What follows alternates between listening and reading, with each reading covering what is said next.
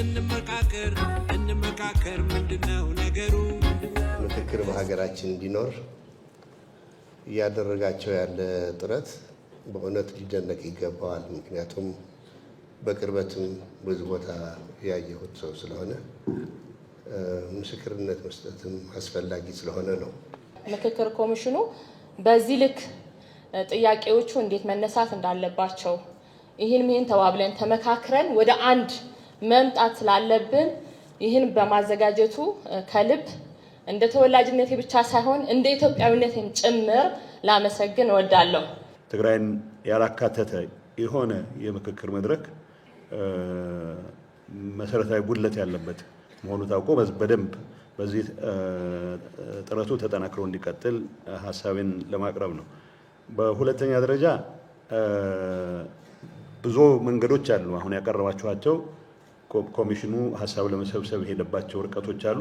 በተቻለ መጠን እነሱን ለማሟላት የሚያስችል ፍሌክሲቢሊቲ ቢኖር አይ ቲንክ ተገቢ ነው የሚል እምነት አለኝ። መጨረሻ የሜቶዶሎጂ ጥያቄ እነዚህ ተሳታፊዎች አይኖኛ ፓርቲዎች ጥሪ እንደተደረገ አውቃለሁ። የተወሰኑ ሰዎች ይዛችሁ ልትመጡ የሚል ግን አሁን ያለው ተሳትፎ በጣም ትልቅ ሆነ ያየሁትና ያሰባሰባችሁበት መንገድም ትንሽ ፈታ አድርጋችሁ ያው የጋራችን አድርገን እንድንወስደው ስቶሪውን ማለት ነው። ሌላው ግን መጨረሻ እንደ ትግራይና ተጋሩ መምከር ያለበት ችግር አለ በአገር ደረጃ አውቃለሁ። መምከር ወደ መምከር ከተመጣ በጊዜ የለኝም መምከር ካለብን ከተጋሩ በላይ መምከር ያለበት የለም። ስለዚህ ይህንን እድል በተገኘው አማራጭ እኛ ማንንም አንወክልም፣ ሐሳባችን ነው የምንወክለው። ተስፋ ማረገው ሬፈረንሳችን ትግራይ ያለው ገፈቱ ቀማሽ ዋናው ማለት ነው ይሆናል ብዬ ተስፋ አረጋለሁ። ስለዚህ ጉዳይ ግን አሁን ወደኛ የመጣ ጉዳይ ስለሆነ ይህንን ሁኔታ በድጋሚ በመስሪያ ቤቱ ስላመቻቸ ግን ደግሜ ማመስገን እወዳለሁ። ቀደም ሲቀርብ ትግራይ ላይ ምቹ ሁኔታ ባለመኖሩ እዛ መደረግ ሲገባው እዚህ ለማድረግ ተገደናል የሚል መልእክት ያለው ነገር ቀርበዋልና ምናልባት እዛ ላይ በግልጽ መቅረብ የሚችልበት ሁኔታ ቢቀመጥ ማለት ሂደቶቹ ምን ነበሩ በደንብ አልተዘረዘሩም። እንደ ሀገር ለመፍትሄ እዚህ ስንወያይ በረሃ አፎሙዝ አንግቦ የሚዋጋ ያለ በሰላማዊ በምርጫ ቦርድ የሚያምን በዚህ የተለያዩ ፓርቲዎች እናውቃለን። በስርዓቱ ብልጽግና ያሉ መንግስት ወዶ ይሄ ነገር ለመፍትሄ አቅጣጫ ዘርግተዋል፣ እንወደዋለን። መፍትሄም ያመጣል እርግጠኛ ነኝ። ከሱ ስር ያሉ ግን እኔ ጠቀስኳቸውን ከሱ ስር ያሉ አባሪዎቹን ይህን መፍትሄ እንዴት ያዩታል? ለዘላቂነት ይቀበሉታል ወይ ነው? የትግራይ ጉዳይ በራሱ ሜሪት ሲለካ ብዙ አፊርማቲቭ አክሽንስ የሚያስፈልጉት ማህበረሰብና አካባቢ እንደመሆኑ መጠን በተለይ መጨረሻ አገር አቀፍ ኮንፈረንስ በምትጦርበት ጊዜ በተቻለ መጠን የተወሰነ ኮታ የትግራይ ለየት ያለና ከባድ ችግር ስላለ ከአርሶ አደሩ መጥተው የሚሳተፉበት ከምታማርጡት ይሁን የሆነ ነገር ፕሮሲጀሩን ተከትላችሁ ከምትይዙት ኮታ በተጨማሪ ከቻላችሁ ለማሳተፍ ክፍተት ይዛችሁ ወይንን ኮንሲደር ብታደርጉ ጥሩ ነው እላለሁ። አንደኛ የትግራይ ህዝብ ጉዳይ በእንደዚህ አይነት ውይይት ብቻ የትግራይ ህዝብ ችግር በእንደዚህ አይነት ውይይት ብቻ ይፈታል ብላችሁ ነው የምታምኑት? በሌሎች አካባቢዎች እንደተደረጉ ሁሉ ከወረዳ ከቀበሌ ጀምሮ እያንዳንዱ ችግር ታይቶ ነው እንግዲህ አጀንዳዎች ሳሚት እየተደረጉ ተሰባስበው ለቦርድ ሲቀርቡ የነበረ ለኮሚሽኑ ማለት ነኝ። ልክ እንደዚህ አይነት እርምጃ ግን መወሰድ እንዳለበት አሳይመንት ውሰዱ፣ ከኛ ሀሳብ ውሰዱ። በእርግጥ ተዋጉ ማለታችን አይደለም። የእናንተ መሳሪያ ሀሳብ ነው፣ ማሳመን ነው። የማያምን አካል ሊኖር አይችልም። ካለ ደግሞ ኦልሞስት እንደኔ ትንሽ አእምሮ የራቀ ሊሆን ይችላል ብዬ አስቀምጠዋለሁ። እና እንደዚህ ማድረጋችሁ በተለይ እዚህ ያሰባስባችሁ ለማነጋገር መብቃታችሁ እጅግ አድርጌ አመሰግናችኋለሁ። በጣም አመሰግናችኋለሁ። ሌላ ምንም ምለው ነገር የለም። ግን የትግራይ ህዝብ ይሄ ብቻ አይደለም። የትግራይ ህዝብ ብዙ ነው፣ ችግሩም ብዙ ነው። መሬቱ ተወስደዋል፣ ተፈናቅለዋል፣ ብዙ ችግሮች አሉ። እዛው ችግር የደረሰው ማህበረሰብ የግድ መድረስ አለባቸው። ትግራይ ውስጥ ህዝቡ ቁጭ ብሎ በጉዳዩ ላይ እንዳይመክር ተከልክሏል። እዚህ አዲስ አበባ ራሱ እንዳንመክርም ተከልክለናል እኮ መግለጫ ወጥቷል እኮ ማንም እንዳይሄድ ተብለዋል እኮ። እና በዚህ አጋጣሚ እዚህ ሁሉም በድፍረት መጥተው በጉዳይ ላይ በህዝቤ ጉዳይ ላይ እኔ ዝም ብል ላይ እመክራለሁ ብሎ ለመጣ ሰው በጣም ትልቅ ክብር አለኝ። ስለዚህ በዛ ላይ ብናስብ ከዛ በኋላ ወደ ነገሮች እንገባለን። አለበለዚያ ግን ምንድነው የሚሆነው? መድረኮች ይደረጋሉ፣ በትክክለኛ ግን ችግሮች አይፈቱም። ከነ ችግራችን ነው የምንሄደው። የትግራይ ህዝብ በሚወክለው የአወካከል ስርዓት ወክሎ ሊያደርገው የሚችል የነበረ ውይይት አድርጎ ሊፈጥረው ይችል የነበረ አጀንዳ ተፈጥሮ ውጤቱ እኩል ይሆናል የሚል ግምት ሊኖር አይችልም። የትግራይ ህዝብ ሙሉ በሙሉ ይሄ እድል ማግኘት አለበት የሚል እምነት አለን። እስኪ እንመካከር ምንድነው ነገሩ? የትግራይ ተወላጆች ወይም ተጋሩ ናቸው። ትግራይ ተወላጆች ስንል የተለያዩ እዛ ውስጥ ትግራይ ውስጥ ያሉ ብሔረሰቦችን በተለያየ መንገድ ወክለው የመጡ በዚህ ላይ የተወሰነ ትችት አስተናግጃለሁና ነው።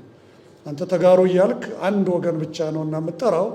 እዛ ውስጥ የተለያዩ ብሔረሰቦች እና ህዝቦች አለን እና እሱንም ማካተት አለብን የሚል ትምህርት ስለወሰድኩም ጭምር ነው የምናገረው።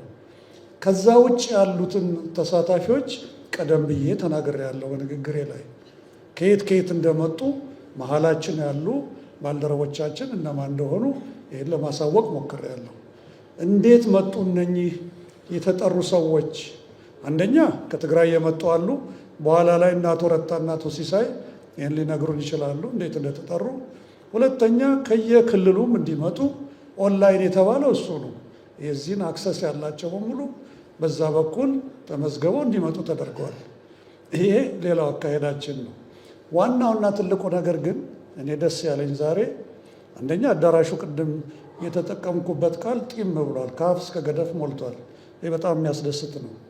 ከከፍተኛ የፌዴራል አመራሮች ጀምሮ አዲስ አበባን ይዞ የተለያዩ ፖለቲካ ፓርቲዎች መሪዎች፣ የተለያዩ ማህበረሰብ ክፍሎች መሪዎችና በራሳችሁ ተነሳሽነት ጥያቄም ጭምር የመጣችሁ እዚህ አላችሁ። በዚህ በጣም ደስ ብሎናል። ዛሬ ምክክር ጀምረናል። ምክክር ጀምረናል ማለት መነጋገር ጀምረናል። አይታችኋል። ከመጀመሪያው ተናጋሪ ጀምሮ ከተከበሩ አቶ ጌታቸው ጀምሮ እስከ መጨረሻው እህቴ ድረስ የተናገራችሁት ሀሳብ አንድ አይነት በጭራሽ አይደለም። የተለያዩ ሀሳቦች ብዙ ሊያነጋግሩን የሚችሉ አንዳንዶቹ ሊያናድዱ የሚችሉ አንዳንዶቹ ትክክል የሆኑ ናቸው። ምክክር ማለት ይሄ ነው። ተከባብረን መነጋገርና መደማመጥ ማለት ነው። የዛሬው ስብሰባ ዋናው ዓላማ ትግራይን 100% ወክሎ እናንተ አጀንዳችሁ ቀርቦ የትግራይ ሀረስታይ፣ የትግራይ ገበሬ፣ የትግራይ አርብቶ አደር፣ የትግራይ ሌላው የማህበረሰብ ክፍል ተወካይ፣ አካል ጉዳተኞች እንኳን ብዙ ናቸው ትግራይ ውስጥ እናውቃለን። እያንዳንዱ ለሁሉም ለእያንዳንዱ ወረዳ ሳይቀር ጥሪ አድርገናል። በየት በኩል? በጊዜያዊ መስተዳደሩ በኩል ጥሪ አድርገናል። ከጊዜያዊ መስተዳድሩ ከፕሬዚዳንቱ ጀምሮ እስከ ታች እስካለው ተርታው ህዝብ ድረስ በሚደርስበት መንገድ ጥሪ አድርገናል። ይሄ በአሁኑ ሰዓት ቢያንስ ከየቦታው የተውጣጣችሁ ወንድም እህቶች ልጆቻችን እዚህ ተገኝታቸዋል። ዋናውና ከእናንተ የሚጠበቀው እዚህ አዳራሹ ስራ ጨርሳችሁ እንድትወጡ አይደለም። በሚቀጥለው እና አቶ ረታ እና አቶ ሲሳይ በሚነግሩን መሰረት ብሬካዌ የተለያዩ ክፍሎች ተዘጋጅተዋል። እዛ ላይ ሆነን ምንድናቸው መሰረታዊ የሆኑ የትግራይ ችግሮች፣ ሀገራዊ ፋይዳ ያላቸው አጀንዳዎች ምንድናቸው የሚለውን ተነጋግራችሁ እንድትሰጡ ነው። መጨረሻ ላይ በተወካዮቻቸው አማካኝነት ከሌሎቹ ጋር እንድትፈቱ ነው። ይሄ ማለት ግን የትግራይ አርሶ አደር ወይም አረስታይ፣ የትግራይ አርብቶ አደር፣ የትግራይ ሌሎች የማህበረሰብ ክፍሎች ያልተወከሉቱ እንዲወከሉ አስቻይ ሁኔታዎችን ቅድም አንድ ወንድሜ ጥሩ ተናግሯል። እኛ ማድረግ የማንችለውን ሌሎች እንዲያደርጉ ጣታችን ወደዛ መቀሰር የለብንም። ስለዚህ ይሄ አስቻይ ሁኔታዎች እንዲፈጠር ፌዴራል መንግስቱ፣ የክልል መንግስት፣ ጊዜያዊ መስተዳድሩ ሁላችንም ከኛ ጋር ሆናችሁ ይህ አስቻይ ሁኔታ እንዲፈጠር በጋራ ግን መስራት ይጠበቅብናል። እንደዚህ መሰብሰባችን በጣም በእውነት ኮሚሽናችንን በጣም የሚያስደስት ነው። ከረዥም ጊዜ ጀምሮ ስንቸገርበት ስንለፋበት የቆየ ጉዳይ ነው። ዛሬ መሰብሰባችን መልካም ነው። ሶስት ነጥቦች ነው ላብራራ የምፈልገው። ከተነሱ ጥያቄዎች ውስጥ ይሄንን ስብሰባ አሁንም ቢሆን መቀሌ ላይ ልታረጉት ይገባል የሚል ሀሳብ እየተወረወረ ነው። ምንም ጥያቄ የለውም፣ የእኛም ፍላጎት ይኸው ነበረ። ነገር ግን በአሰራራችን ይሄ በዚህ በሂውማኒቴሪያን ዓለም ላይ ዱ ኖት ሃርም የሚባል ነገር አለ። በስራችን ምክንያት ሰዎችን ሊጎዱ የሚችሉ ነገሮች ማድረግ ስለሌለብን በዛ አካባቢ ይህንን ስብሰባ ለማድረግ ሊያመቻቹልን የሚገባቸው አካላት ሊያመቻቹልን ባለመቻላቸው ይሄ ነገር መቅረት የለበትም እና አዲስ አበባ ላይ ብናደርገው የሚል ሀሳብ የመጣው በዚህ ነው እና አንዱ በጉልበት ሄዶ እዛ ማድረጉ ዱ ኖት ሃርም የሚባለውን ነገር ለማክበር ስንል ነው። ሁለተኛ ላብራራ የምፈልገው ሌሎች ክልሎች ላይ ስንሰራ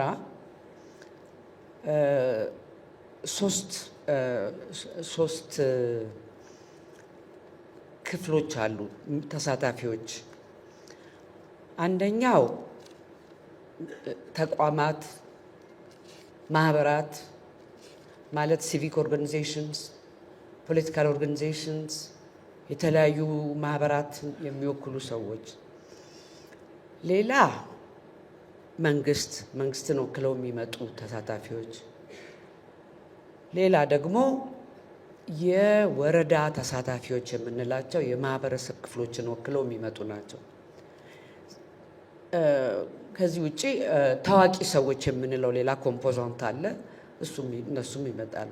እዚያ አሁን የተሰበሰባችሁት በሌላ ክልል የሚሰበሰቡትን በሙሉ የሚመስል ኤክሴፕት እንግዲህ የቀረው የወረዳ ተሳታፊ የምንላቸው ናቸው። ይሄ ቅድም ሲገለጽ የመጀመሪያ ዙር ብለን የምንለው እድሉ ገጥሞን የወረዳ ተሳታፊዎችን ወደፊት ማምጣት የምንችል ቢሆን የተሟላ ይሆናል ማለት ነው እና የወረዳ ተሳታፊዎች በክልል ደረጃ 1/3 የተሳታፊዎችን ቁጥር ይዘው የሚመጡ ናቸው። ስለዚህ አሁን በሌሎች ክልሎች 2/3 የሚወክል የትግራይን የሚወክል 2/3 ቁጥርን የሸፈነ ቡድን ነው እዚህ ያለው ማለት ነው እና ይሄን ነገር ሊናቅ አይገባውም። እድሉ ገጥሞን የወረዳ ተሳታፊዎችን ማምጣት በምንችልበት ጊዜ እንግዲህ ይሆናል ማለት ነው። ይህ ምክክር የትግራይን ችግር ይፈታል ብላችሁ ታስባላችሁን የሚል ጥያቄም ቀርቦልን ነበር። እጅግ እናመሰግናለን። እኛ አዎ ይቻላል ብሎ የሚያስብ እነሆ ይቻላልና እንደ እምነትህ ይሁን እንደተባለ በማመን ማየት አለ። በማየት ማመን ብቻ ሳይሆን ይደግመዋለሁ፣ በማመን ማየት አለ።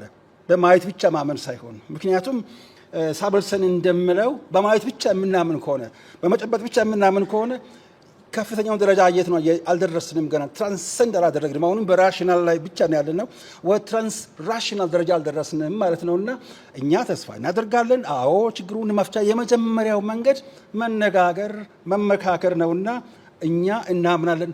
አምነንም ነው ወደዚህ የመጣ ነው። ለሚያምን ሁሉ ይቻለዋልና በትጥቅ ግጭት ስላሉት እና ስለ ስታቲስቲክስ ምን ያህል ፎሎ እንደምናደርግ እንደዚሁም ደግሞ ስለ ፖለቲካ ገለልተኝነት እነዚህ ባጭሩ የቀረቡ ነገሮች ናቸው። እኛ እነዚያን ሁሉ እንደ አቅማችን እያንዳንዱን ኢቭን ያ ስታቲስቲክስ ለኛ መሰረት ነው። 4000 በሀገራዊ ወይም ሀገር አቀፍ ይካሄዳል ብለን ስንል ያን ስታቲስቲክስ መሰረት አድርገን ነው ስራችን። አብዛኛውን ጊዜ እውቀት መር ምርምር መር እንጂ ስሜት መር አይደለም። ሁኔታዎቹን በሚገባ እየተመራ መቀደም ዴታስ እንዴት እንደምንሰበስብ አጀንዳ እንዴት እንደምናመጣ ሁሉ ስናነሳ እንደነበር ሁሉ ባጭሩ እዚህ ላቁም። እግዚአብሔር ይስጥልኝ። አሁንም በመጀመሪያ ባለፉት ዓመታት ውስጥ ትግራይ ውስጥ የሆኑትን ነገሮች የነበረውን ፔን አክኖሌጅ ማድረግ እፈልጋለሁ። ቀላል ጊዜ አይደለም ያሳለፋችሁት። የትግራይ እናቶች እዚህ ያላችሁ ቀላል ጊዜ አላሳለፋችሁም። ያንን አክኖሌጅ ማድረግ እፈልጋለሁ። ትግራይ አለመሄዳችን ቅድም እንደተባለው የሎጂስቲክ ኢሹ አይደለም። ትግራይ አለመሄዳችን እና አዲስ አበባ ላይ ማድረጋችን ያለውን የትግራይ እውነታ ወይም ያለውን ዲፕ ሪያሊቲ ሪፍሌክት የሚያደርግ ነው። ያለውን ፔይን እስካሁን ያልተፈወሱ ቁስሎችን የሚያሳይ ሪፍሌክት የሚያደርግ እውነታ ነውና አለመሄዳችን የሚያሳየው እስካሁን እዛ ውስጥ ያሉ ችግሮች፣ እስካሁን እዛ ውስጥ ያሉ ቁስሎች ኦፕን መሆናቸውን ያሳያል ብዬ አስባለሁ። የተለያዩ አይነት ልዩነቶች፣ የተለያዩ አይነት ችግሮች አሉ። ብዙ ጊዜ እንደሚባለው ልዩነቶች አይሰብሩም፣ ልዩነቶች አገርን አያፈርሱም። አገርን የሚያፈርሱት ህዝቦች፣ ሰዎች በነዛ ልዩነቶች ላይ ቁጭ ብለው መነጋገር ሲያቅታቸው ነው። እርስ በእርስ መተያየት፣ መነጋገር፣ መደማመጥ ሲያቅታቸው ነው።